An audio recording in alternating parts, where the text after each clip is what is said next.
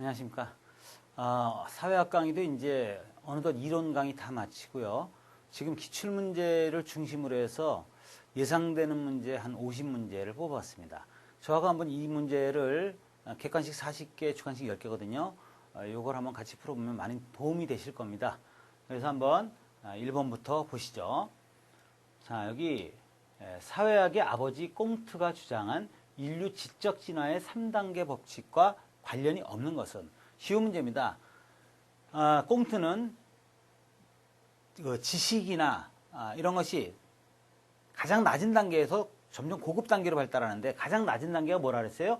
신학적 또는 신화적 단계. 그 다음에 두 번째 단계가 이제 형이상학적 단계.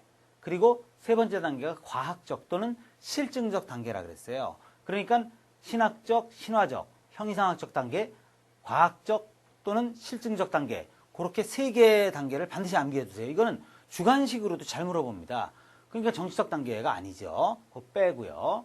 그 다음에 2번, 사회 분업론을 주장한 학자로, 사회는 시간의 흐름에 따라 점점 기계적 연대에서 유기적 연대로 발전한다. 이 말 꼭 알아두세요. 이것도 수업 시간에 이제 이론 시간에 많이 말씀드렸어요. 기계적 연대에서 유기적 연대로 사회가 발전한다. 유기적 연대가 맺어지는 사회로. 요 얘기하는 사람 누굽니까, 여러분? 누구예요? 듀르켐입니다. 듀르켐이요. 그래서 듀르켐은 자살론을 주장하기도 했고 사회 실제론자입니다. 그래서 또 유명한 것이 아노미론을 얘기하기도 했죠. 그래서 이 듀르켐이라는 학자 굉장히 출제가 잘 되는 사람입니다. 그리고 이제 계속해서 문제가 나오겠지만 여기 나온 예문 내에 있는 사람들 자체가 완전히 예상 문제 사람들이에요. 콩트 위에 했었죠. 베이브 앞으로 이제 그러고 마르크스, 듀르켐 거의 빈도수 굉장히 높은 학자들입니다. 자, 3번이요. 사회 실제론에 대한 설명과 거리가 먼 것입니다. 사회 실제론은 아시다시피 개인보다 사회가 더 중요한 것이다. 실제로 존재하는 것은 사회다. 이런 입장 아닙니까? 그럼 거리가 먼 것은 그랬어요? 그러면 개인은 일부에 불과해요. 개인에 대한 사회의 우월성을 강조하죠. 그리고 사회는 단지 개인의 집합체에 붙여진 이름에 불과하다라는 3번 같은 것은 사회 명목론의 입장이죠. 그런데 전체주의로 공동의 이익을 더 중시할 우려가 있다. 그래서 전체주의로 흐를 우려가 있다. 이 4번은 사회 실제론의 어떤 문제점이 되겠습니다. 그래서 사회 실제론과 사회 명목론을 구분하는 문제도 필히 살펴두시기 바라겠습니다. 그러니까 출제된다는 것이 사실 기존에 이렇게 나왔던 것들을 살짝살짝 변형하는 것 뿐이거든요. 그러니까 이게 기출문제를 풀어보는 게 중요한 것이, 이 문제를 뭐 똑같이 낸다는 게 아니라, 실제론 냈으면 아니면 명목론 내겠구나. 그럼 이 문제를 보고서 정리를 하실 때 이제 정리의 어떤 틀을 마련해 주는 것이죠. 기출문제라는 것이. 자, 그 다음에 여기 갈등론의 기본 가정 중에서 적합한 것은? 그럼 갈등론 물어보면 또 이제 기능론 물어볼 수 있는 겁니다. 그럼 갈등론은 사회는 하나의 단일한 전체다.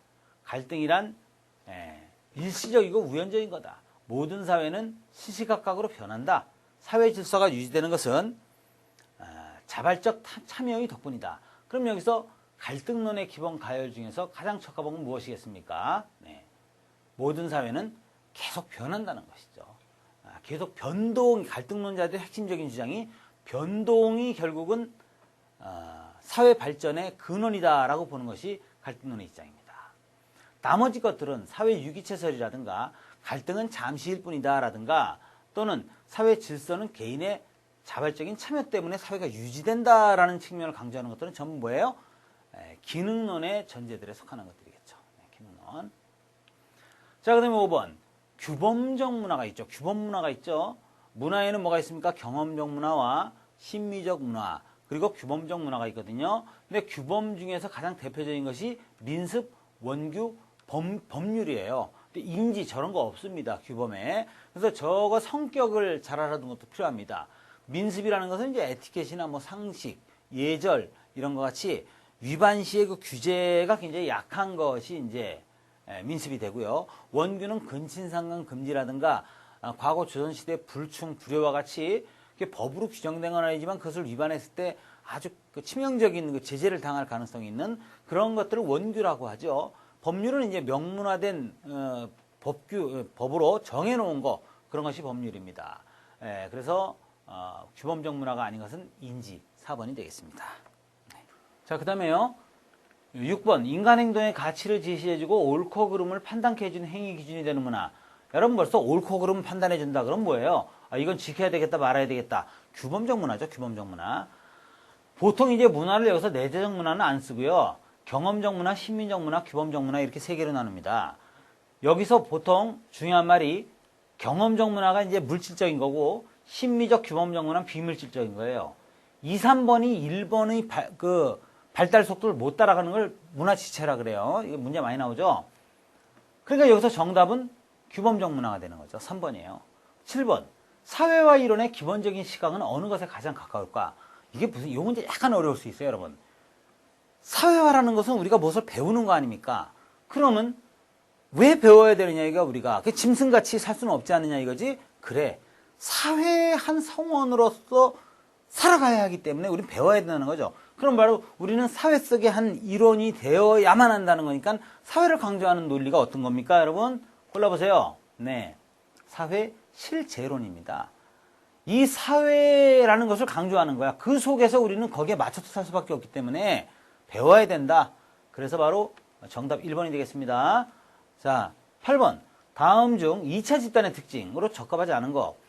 1차 집단과 달리 2차 집단은 피상적, 형식적, 수단적 인간관계를 주로 한다 그랬잖아요. 그러니까 형식적, 수단적, 특정 기술이나 지위로 보고 간접 접촉과 부분적 인간관계, 뭐 돈과 이익관계, 뭐 이런 거 가지고 부분적으로 관계하는 거 전부 2차 집단이에요. 그러나 4번. 비공식 규범에 의한 행동 규제. 여러분, 비공식 규범은 뭐 예의, 상식, 에티켓 이런 거에 의해서 그건 농촌이나 1차 집단에서 주로 그래요. 그러나 2차 집단에선 공식 규범인 규칙, 법 이런 걸 가지고 주로 사회 통제가 이루어지거든요. 그래서 2차 집단에 해당하지 않는 것은 4. 비공식 규범에 의해서 움직인다가 되겠습니다. 자, 9번입니다. 문화적 목표와 제도적 수단 격차. 여러분, 이것도 아주 중요한 거죠. 목표와 수단의 불일치로 인해 아노미가 유발된다라고 얘기한 학자 기억나십니까? 바로 누구? 머튼입니다. 물론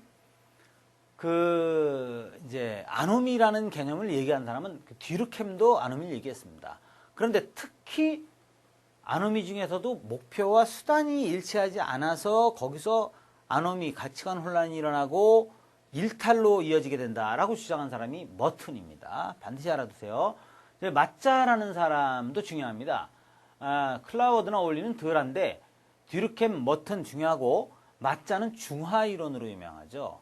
그러니까 범죄, 자기가 저지른 일에 대해서 중화를 잘 시키는 사람이 범죄를 저지를 확률이 높다. 핑계를 잘 대는 사람, 자기 합리화를 잘 시키는 그런 것을 중화론이라고 그랬습니다. 그래서 마짜의 중화론도 중요해요. 그러나 여기서 정답은 머튼. 자, 그 다음에 10번. 다음 중 낙인이론에 대해서 가장 적합한 것은 무엇이냐? 피해자 없는 범죄에 대한 적극적 단죄.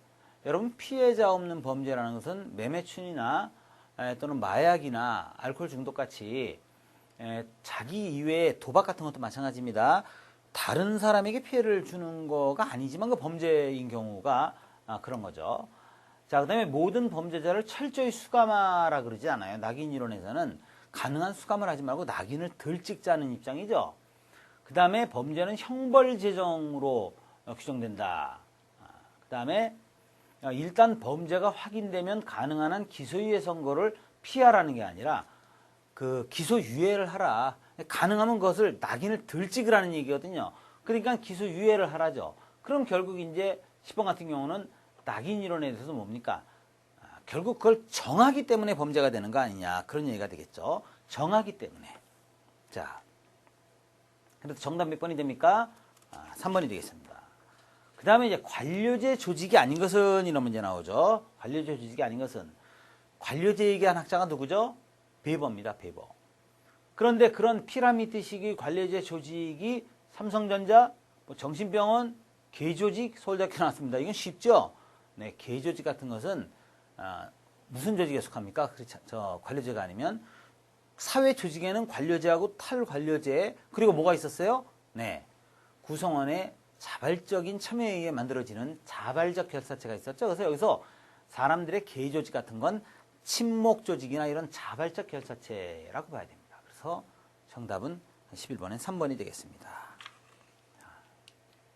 그 다음에 베버가 사회 계층의 기초로 말한 세 가지 사항.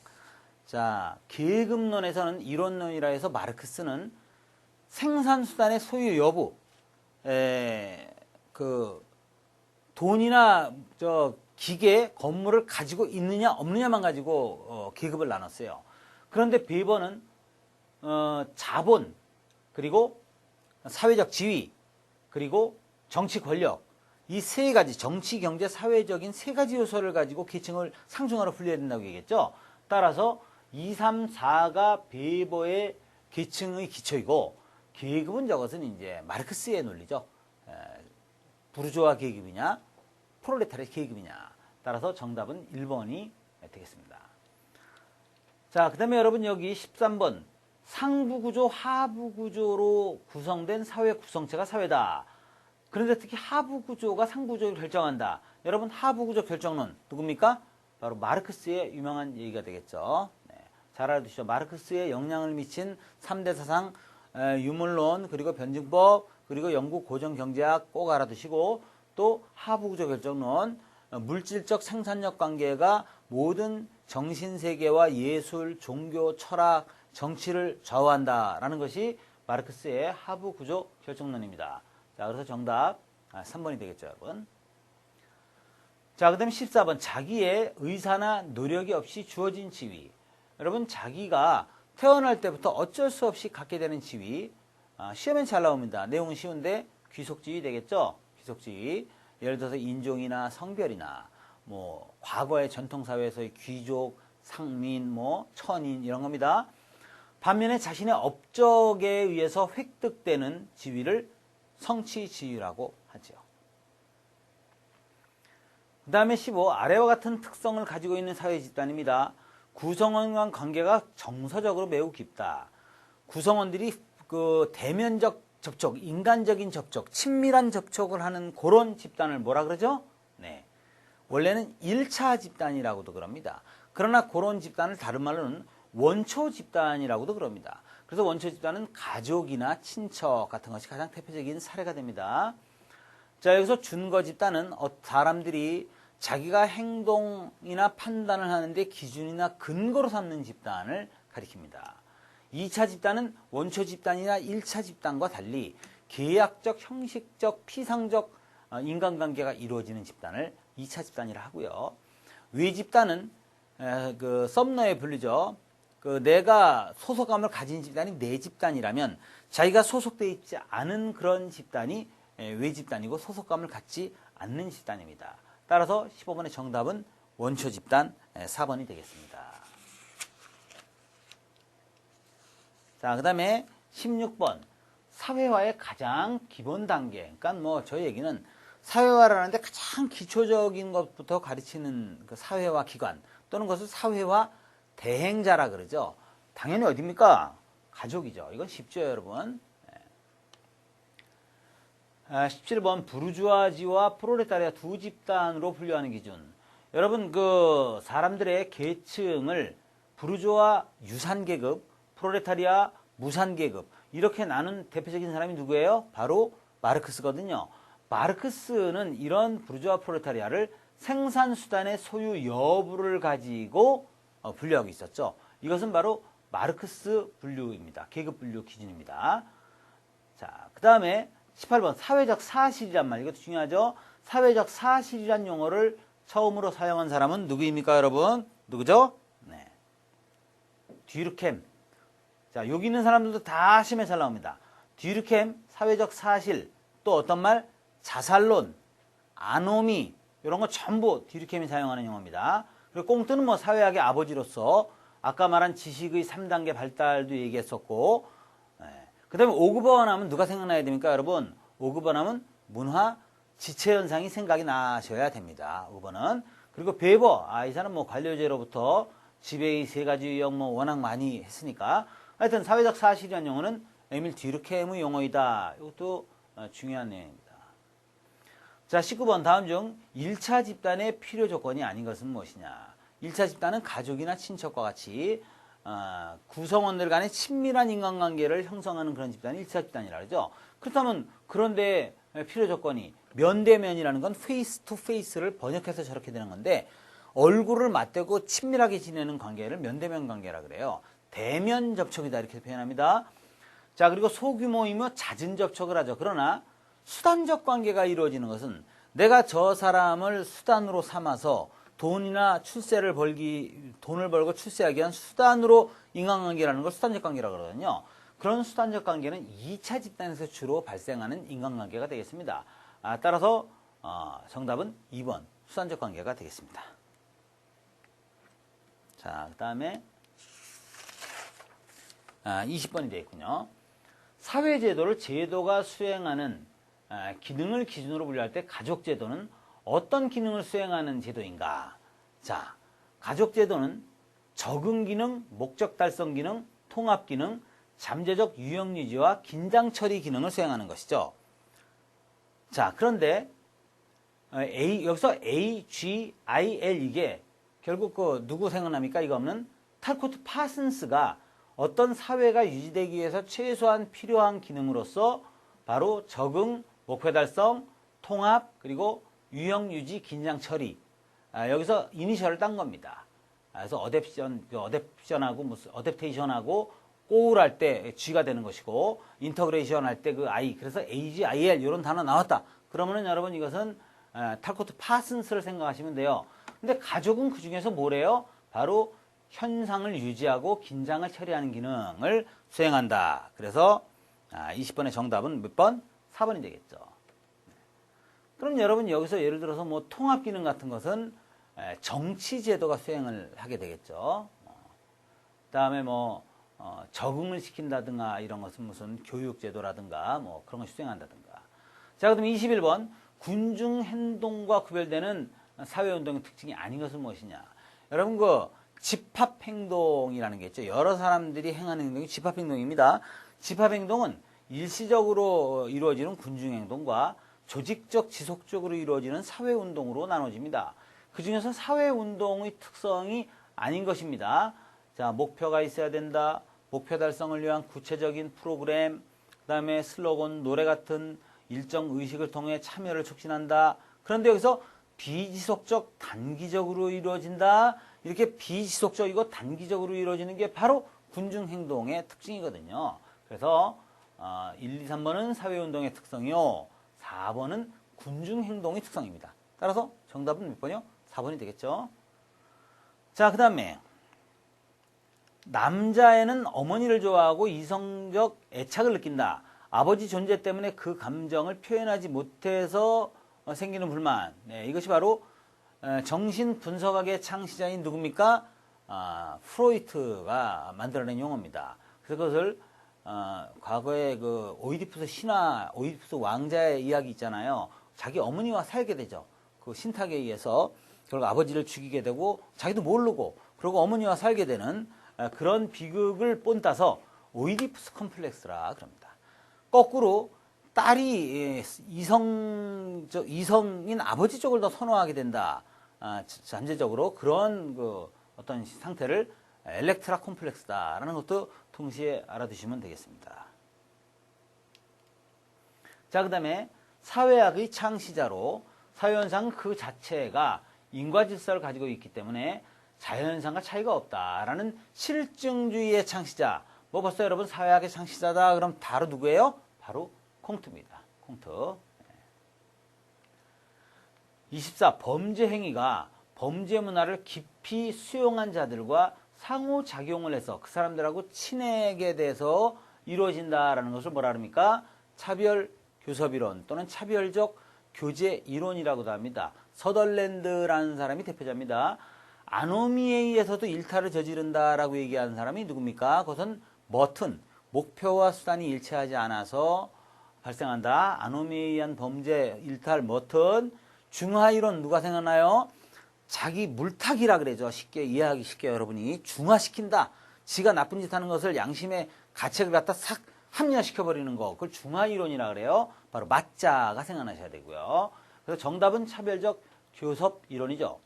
낙인 이론이라는 것은, 범죄라는 것은 사람들이 어떤 특정한 행위를 그건 범죄야, 나쁜 짓이야, 이렇게 규정 내지 낙인을 찍어버림으로써 크게 일탈이 되는 거다라는 입장이 낙인 이론이죠. 자, 정답 뭡니까? 차별 교섭 이론이 되겠습니다.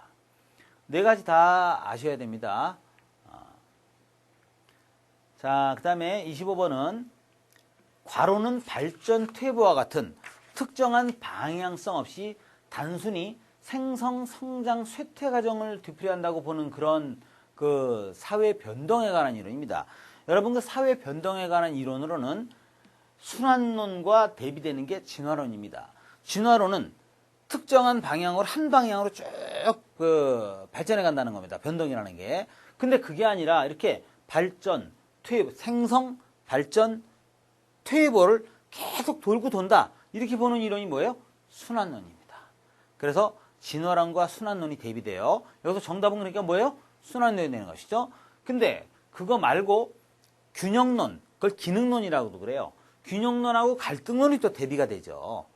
이렇게 대비되는 것들끼리 항상 맞대서 시험이 나올 수가 있으니까 순환론 반대는 진화론이다. 균형론, 기능론 반대는 갈등론이다.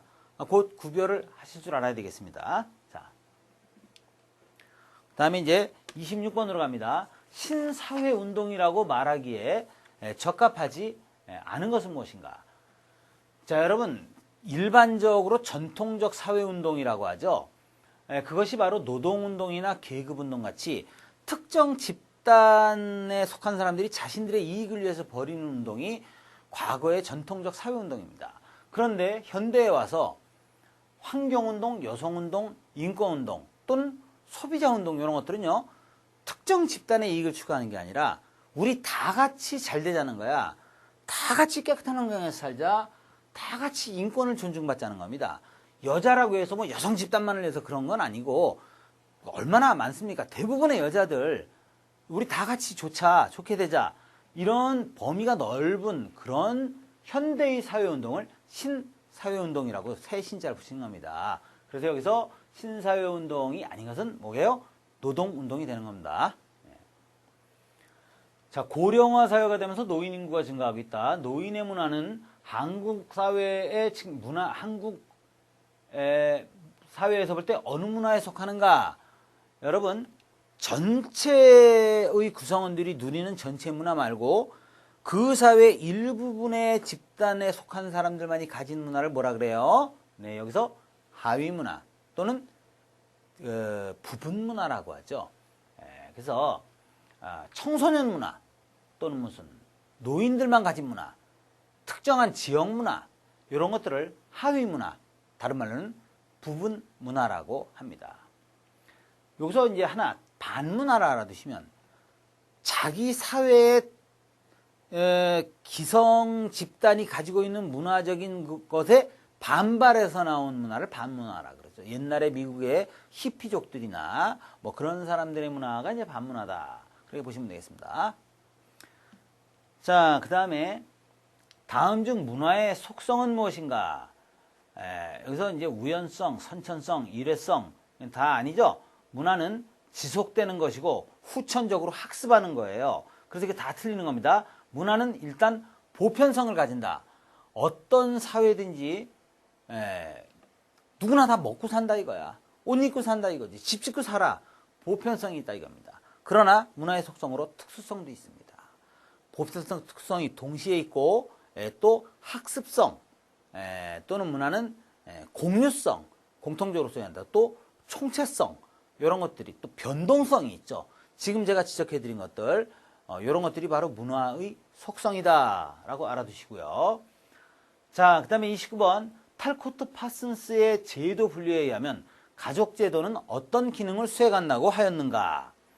자, 이거 아까도 비슷하게 나왔습니다만 AGIL입니다. 그래서 가족은 대체 적응, 통합, 목표 달성, 잠재적 유형 유지 중에서 어떤 거라는가? 아까 뭐였어요? 바로 2번 잠재적 유형 유지와 긴장을 처리하는 데 가족제도가 기능을 수행한다라고 아까 나왔었습니다.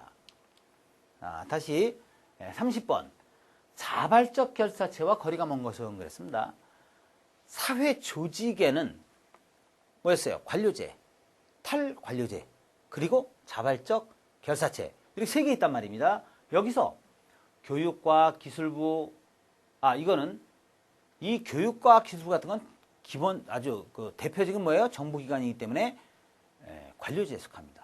그런데 여기서 등산회, YMCA나 이익집단 이런 것들은 스스로 자기네들이 지네들 자기 집단 이익을 위해서건 뭐 친목을 위해서건 봉사를 위해서건 스스로 자기들이 만든 조직이거든요. 그래서 그런 것들을 자발적 결사체라 그래요. 따라서 2번은 과학기술부는 관료제다. 정답 2번이 되겠습니다. 다시요. 다음 중 자영업자가 속한 계급은 무엇이냐? 대체로 조그맣게 장사하는 사람들, 이 사람들은 뭐 하층이라고 볼 수도 없고 상층이라고 볼 수도 없잖아요. 그러나 그것을 노동자라고 하기도 그렇거든요. 그래서 그런 사람들을 구중간계급이다. 그렇게 얘기하고 있습니다. 자, 32번 사회 이동, 소로킨이라는 사람이 저 개념을 처음 생각해냈다 그랬잖아요. 사회 이동의 유형 중에서 세대를 달리하여 계층 변화가 이루어지는 경우, 여러분 내가 젊었을 때 뭐 노동일을 하다 나중에 사업을 해서 큰 성공을 해서 대기업 사장이 되었다. 그것은 일생 동안 세대 내에 이루어져. 그래서 그런 세대 내 이동이다 그랬잖아요. 그러나 여기서 세대를 넘어갔나요? 죄송합니다. 제가 이걸 잘못 눌러가지고 넘어갔군요. 네. 세대를 달리하여 우리 아버지는 뭐 예를 들어서 하층이었다. 근데 내가 굉장히 뭐 공부를 많이 하거나 어떤 열심히 노력을 해서 상층이 되었다. 이렇게 되면 세대를 달리하여 이동한 거예요. 그래서 그것을 뭐라 그래요? 여기서 세대 간이동이라고 하는 겁니다. 그러니까 정답 4번이 되겠죠. 근데 여기서 그럼 3, 4번을 꼭 구별하셔야 되고 또 하나는 개인적 이동과 집단적 이동. 내가 개인의 노력을 해서 고시를 합격해서 내가 아주 가난한 집안에 태어나고 하층이었는데 내가 노력을 해서 출세를 했다. 그럼 개인적 이동이에요. 그러나 집단적 이동은 많은 사람들이 집단적으로 우르르 계층 이동을 하는 거죠. 전쟁이나 혁명을 통해서 대표적으로 남북전쟁을 겪으면서 노예 계층에 있던 그 흑인들이 우르르 일반 평민의 집단 계층으로 우르르 이동을 하게 됩니다. 그런 것을 집단적 이동이라 하죠. 다른 말로는 이것을 사회 구조적 변동에 의해서 일어나는 데서 구조적 이동이라고도 합니다. 맨 처음에 그 사회 이동이라는 개념을 얘기한 소로키는 수직적 이동과 위아래 이동이죠. 그다음에 수평적 이동이라는 용어를 처음 사용했었죠. 자, 이것도 중요합니다. 33. 현대사회에서 여론 형성의 주체는 무엇이냐? 근데 여기서 대중이란 단어와 군중이란 단어 그리고 공중이란 단어를 구별해야 된다 그랬어요, 여러분. 그래서 군중들은 일시적인 집단 무리들이죠.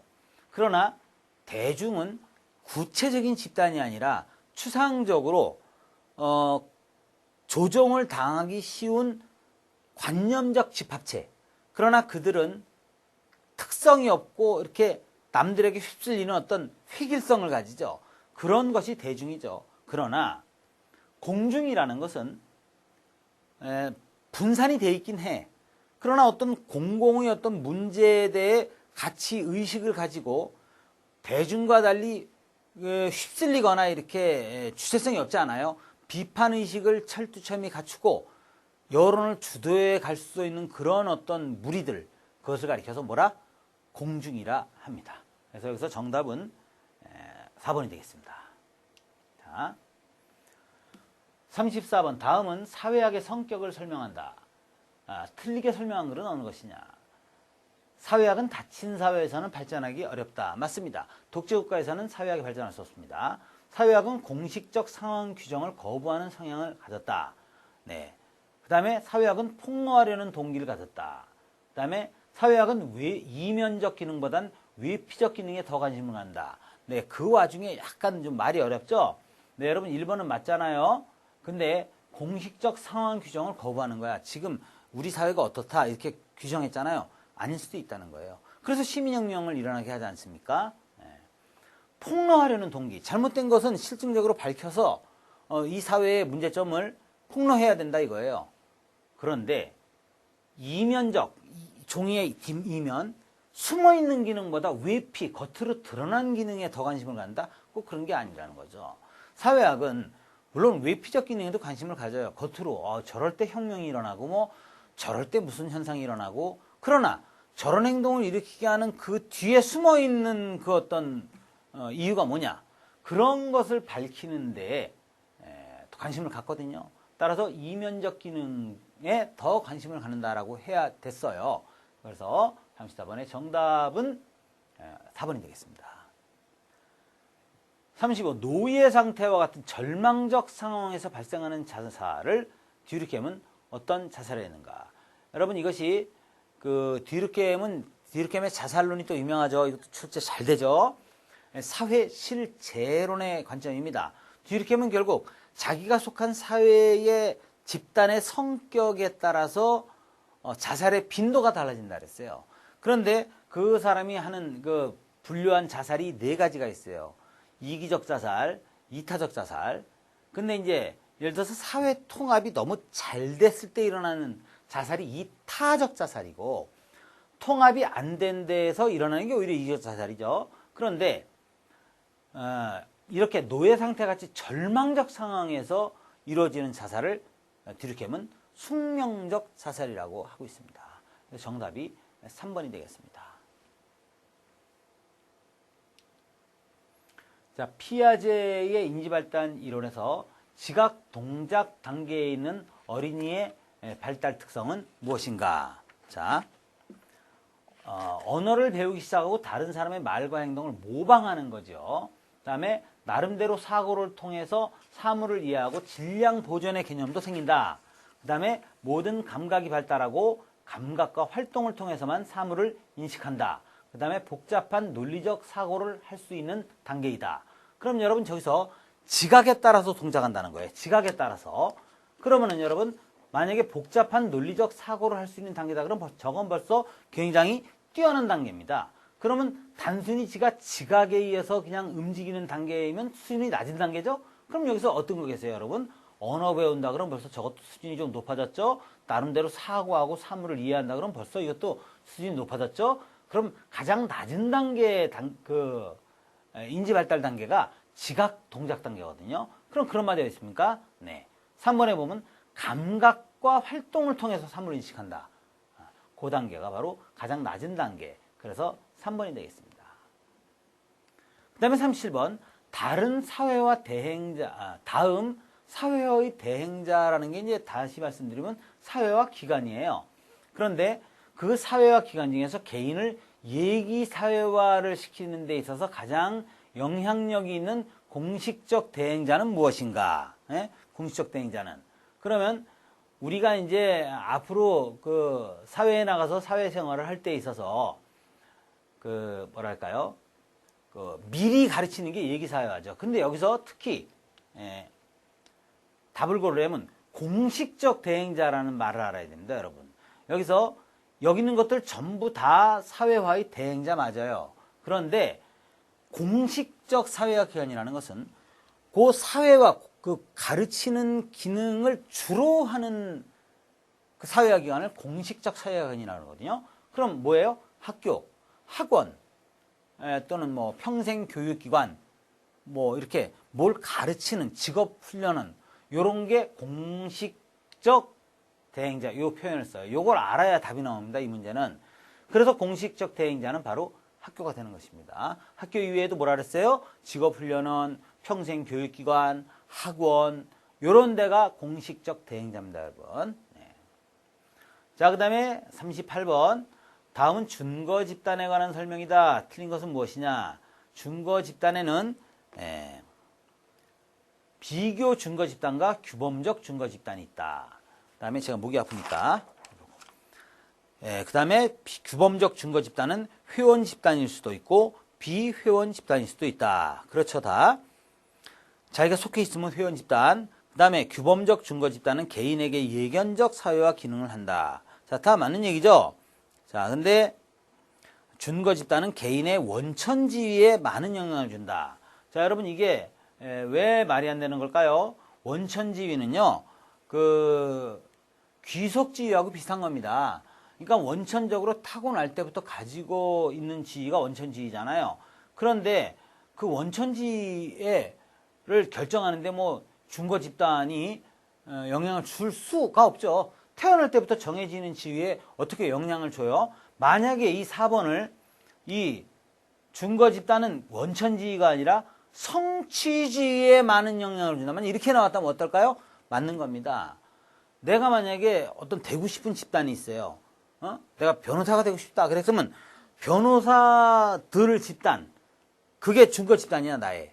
그럼 내가 열심히 노력해서 변호사가 된다 이거야. 시험을 봐가지고. 그런 건 성취지위죠. 그러나 원천지위에는 기본적으로 영향을 줄 수가 없는 것이죠.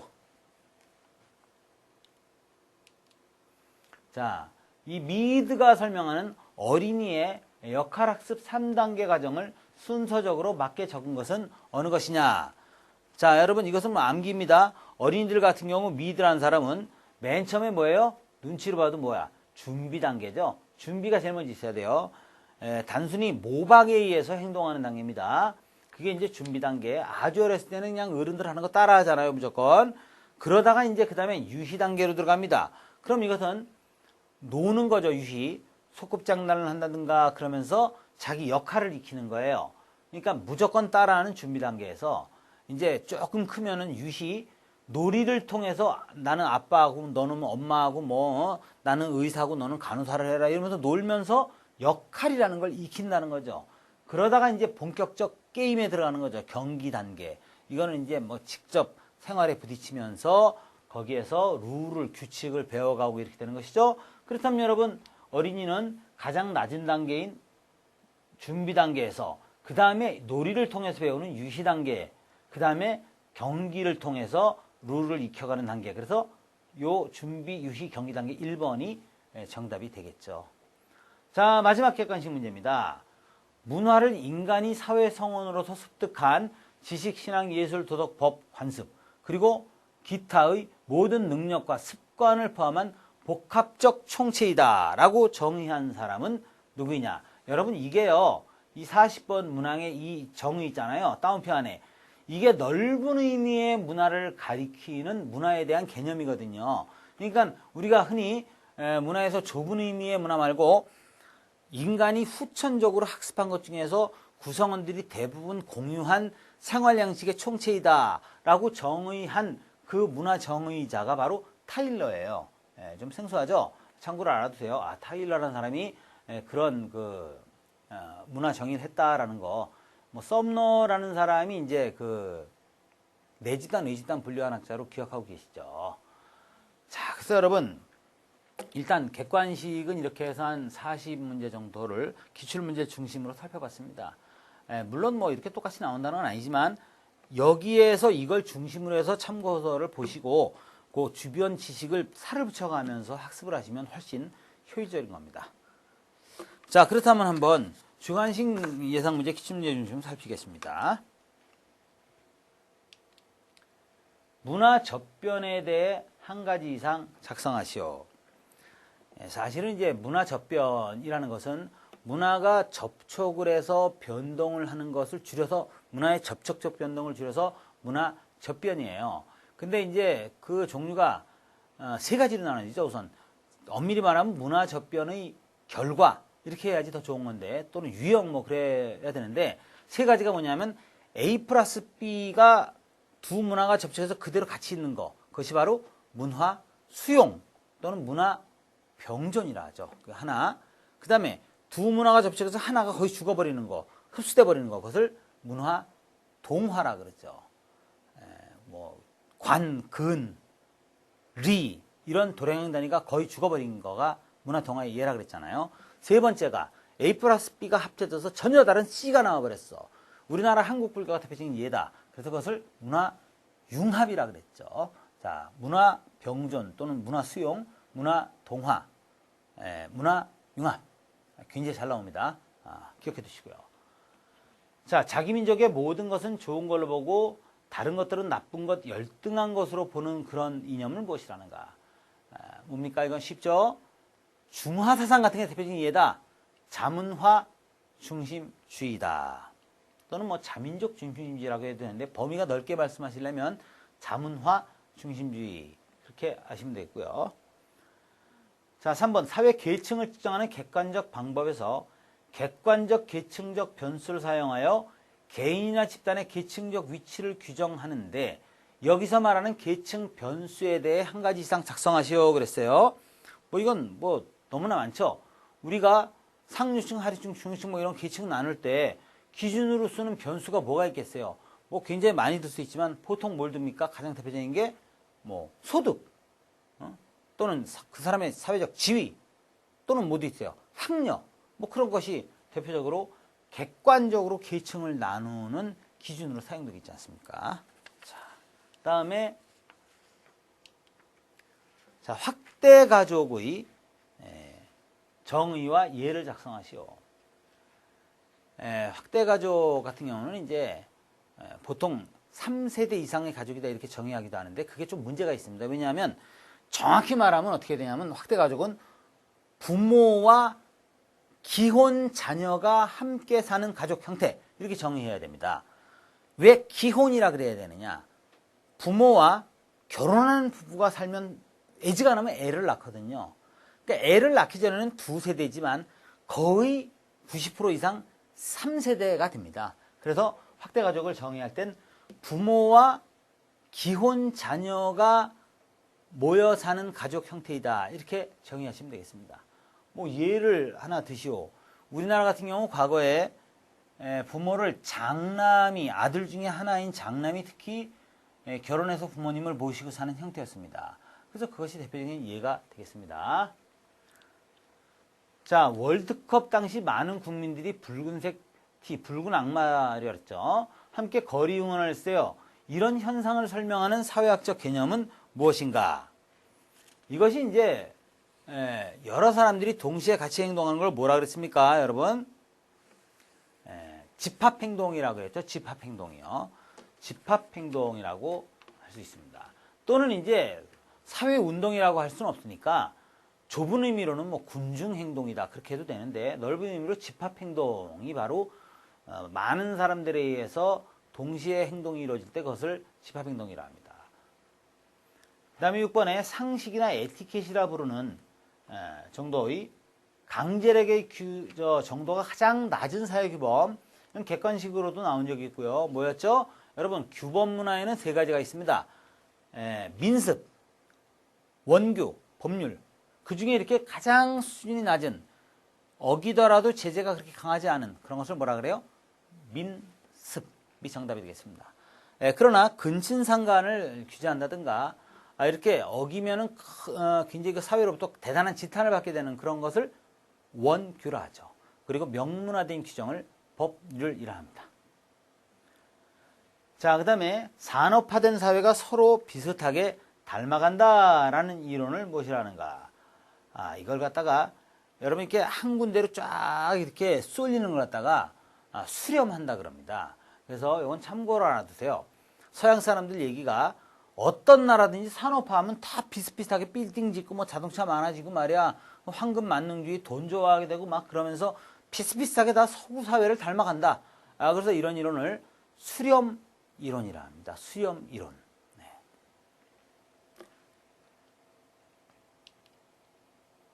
자, 8번 사회 변화를 증진시키거나 또 그것을 저지하기 위해 조직된 인간 집단의 집단 행위를 무엇이라고 하는가?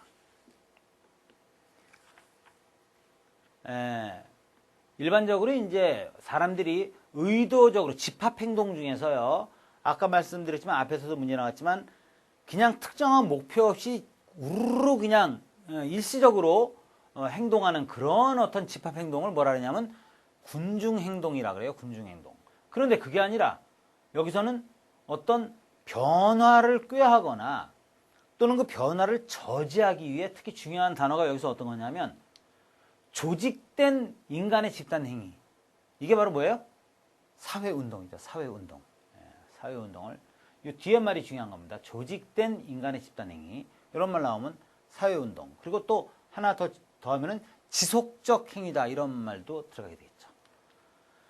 자, 그 다음에 9번에 한 개인이 점하고 있는 지위가 여러 차원에서 일치하지 않는 상황을 뭐라 하느냐. 베이버는요, 계층을 세 가지로 나눴어요. 정치 권력을 가졌냐 못 가졌냐, 돈이나 재산을 많이 가졌냐 못 가졌냐, 사회적인 위신을 많이 가졌냐 못 가졌냐 이렇게 나누는데 그 세 개가 일치를 안 해. 어떤 재벌이 경제적으로는 상층이야. 근데 막 엄청나게 후두세고 막 사회 기부도 하나도 안 하고 막 투기나 하고 막 이래. 그럼 사회적 위신은 하야. 이렇게 계층 간의 지위가 일치를 하지 않아요. 그런 것을 뭐라 하냐면 지위 불일치라고 합니다. 지위 불일치. 자, 마지막 10번. 기술이 먼저 발전하고 그 후 기술과 적합한 가치 규범이 현해 고르게 변동하지 않고 변화 속도에 차이가 생길 때 나타나는 현상이 아주 잘 납니다. 더 자세히 말씀드리면 경험, 물질, 기술 문화는 빠르게 변동하고 제도나 그 규범 문화 또는 심미적인 정신 문화는 그걸 못 따라가는 거죠. 이것을 뭐라 합니까? 문화지체 현상이라 합니다. 처음 이 개념을 사용한 사람 누구요? 오그번, 문화지체 현상 너무나 많이 나옵니다. 그리고 또 전에 기출 문제 보면 그 예를 한두 가지 써라 이렇게 문제가 나올 때도 있어요. 꼭 연습해 두세요. 제가 몇 개만 들고 끝내겠습니다. 자, 문화지체의 대표적인 예. 이동통신, 휴대폰 안 가진 사람 없이 발달했어요. 그러나 공중장소에서 크게 소리내서 전화하는 것. 두 번째, 인터넷, 컴퓨터는 엄청나게 발달했는데 해킹이나 악플 같은 거, 명예훼손, 막 이런 사기, 이런 현상. 자동차는 굉장히 많은데 음주운전이나 교통법규 위반인 계속해서 많다. 또는 평균 수명이 발달해서 노인은 엄청 많아졌는데 복지제도가 그걸 못 따라간다. 가장 대표적인 사례들입니다. 자, 문화 지체 현상이었습니다. 자, 여러분 이렇게 해서 나름 기출문제 중심으로 중요한 문제를 정리해봤습니다. 참고가 되셨으면 합니다. 수고하셨습니다.